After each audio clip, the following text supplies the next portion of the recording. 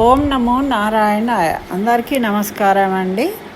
మనము ఇప్పుడు జ్యేష్ఠ మాసము, జ్యేష్ఠ పౌర్ణమి వచ్చేసింది. ఇంకా పౌర్ణమి గురించి చక్కగా క్లుప్తంగా వివరంగా చాలా సులభంగా తెలుసుకుందాము. అసలు ఆ రోజు ఏం చేయాలనేది. దీన్ని జ్యేష్ఠ మాసంలో జ్యేష్ఠ నక్షత్రము ఉన్నప్పుడు పౌర్ణమిని జ్యేష్ఠ మాసం అంటారు.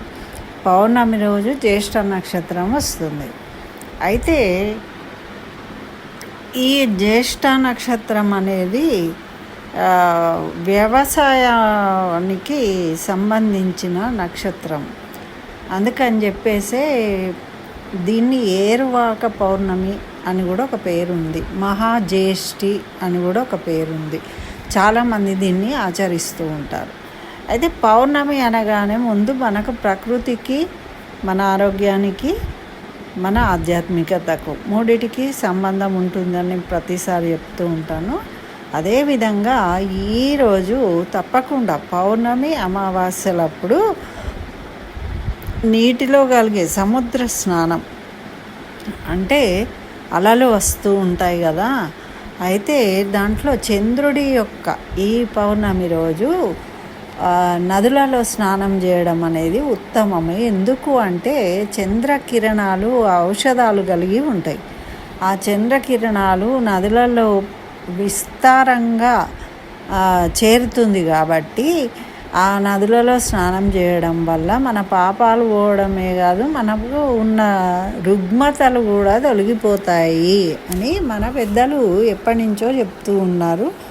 కానీ ఇప్పుడు మనకు అటువంటి అవకాశాలు లేవు, వెళ్ళే అందుబాటులో ఉండడం లేదు, మనం వెళ్ళలేకపోతున్నాము. ఎవరికైనా అందుబాటులో ఉంటే తప్పకుండా రేపు కానీ ఎల్లుండి కూడా ఉదయము మనకు పౌర్ణమి ఉంది కాబట్టి ఎల్లుండి అయినా చేయడానికి ప్రయత్నం చేయండి. దానివల్ల ఇంకా మనం ఏమి చేయక్కర్లేదు.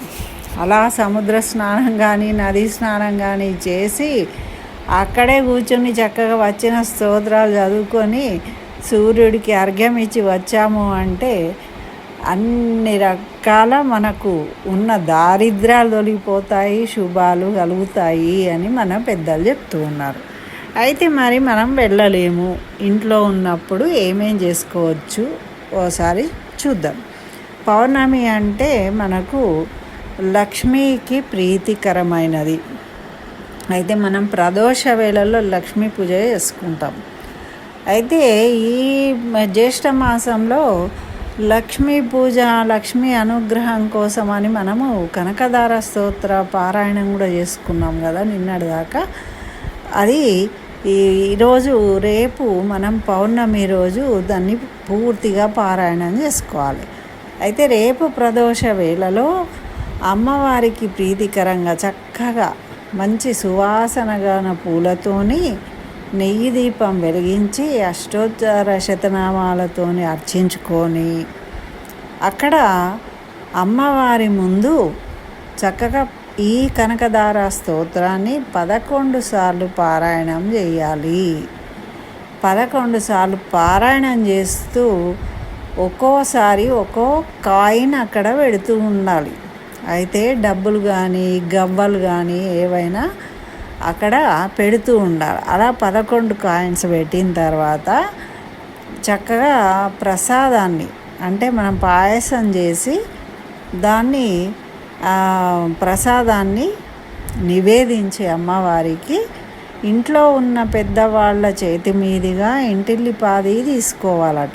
తీసుకోవడం వల్ల ఏమవుతుంది అంటే పెద్దల అనుగ్రహము, అటు లక్ష్మీదేవి కూడా సంతోషించి మనకు అనుగ్రహిస్తుంది. మరి తెల్లవారి ఏం చేయాలంటే ఆ 11 గవ్వలు కానీ నాణాలు కానీ ఒక పసుపు రంగు బట్టలో కానీ ఎరుపు రంగు బట్టలో కానీ కట్టి చక్కగా బీరువాలో ఉత్తర దిశలో ఉంచినట్టయితే అది కుబేర స్థానం కాబట్టి మనకు ధనముకు కొదవ ఉండదు. ఎప్పుడు ఇక లేదు, అయ్యో పైసా లేకపోయా అనే మాట రాకుండా ఎప్పుడు మనకు ధనము అందుబాటులో ఉంటుంది అట. ధనానికి కొదవ అనేది ఏర్పడదు. సమయానికి మనకు డబ్బు అందుతూ ఉంటుంది ఎప్పుడూ కూడా. అని మన పెద్దలు చెప్తూ ఉన్నారు ఈ విషయాలు. కాబట్టి అవి మనము ఆచరించి భక్తి శ్రద్ధలతోనే ఆచరించినప్పుడు మనం ఆ ఫలితాన్ని పొందుతాం. అయితే ఇది ఒకటి. మళ్ళీ ఇంకొకటి ఏముంది అంటే మనకి ఏరువాక పౌర్ణమి అంటారు దీన్ని. మళ్ళీ సావిత్రి పౌర్ణమి అని కూడా అంటారు. అంటే సావిత్రి తన భర్త సత్యవంతుడు మరణిస్తాడు అంటే యముడి వెంట పోయి అతని ప్రాణాలను తెచ్చుకుంటుంది. అతను చనిపోతే యముడు పాశం వేసి తీసుకొని పోతుంటే ఆ కథ తెలుసు కదా, వీలైనప్పుడు ఆ కథ కూడా చెప్పుకుందాం. అయితే ఆ విధంగా సావిత్రి తన భర్త యొక్క ప్రాణాలను తిరిగి తెచ్చుకున్న రోజు ఈ జ్యేష్ఠ పౌర్ణమి. అందుకని ఆ అమ్మ వచ్చి చక్కగా లక్ష్మీదేవిని ఆరాధించి తన సౌభాగ్యం కోసము అందరికీ చుట్టుపక్కల ఉన్న వాళ్ళందరికీ కూడా పిలిచి చక్కగా పసుపు బొట్లు ఇచ్చి వాయనాలు ఇచ్చుకున్నదట ఆమె సావిత్రి. కాబట్టి కొంతమంది ఈ పౌర్ణమి రోజు ఆ విధంగా సౌభాగ్యం సంపదలు అన్నీ కలగాలని ఆ విధంగా అంటే శక్తి ఉన్నవాళ్ళు ఆ విధంగా ఒక 5 మంది కావచ్చు 11 మందిని కానీ ముత్తైదువలను పిలిచి చక్కగా వాళ్లకు శక్తి కొలది పండు తాంబూలము లేకపోతే దక్షిణ 2 రైక బట్టలు పెట్టగలిగిన వాళ్ళు చీరలు కొంతమంది మొంటెల వాయినాలు ఇస్తూ ఉంటారు. ఈ విధంగా మన శక్తి కొలది మనము దానం చేసుకున్నట్టయితే ఇలా మన సౌభాగ్యం ఐశ్వర్యం అన్నీ కలుగుతాయి అని మనకు పెద్దలు తెలియజేస్తూ ఉన్నారు.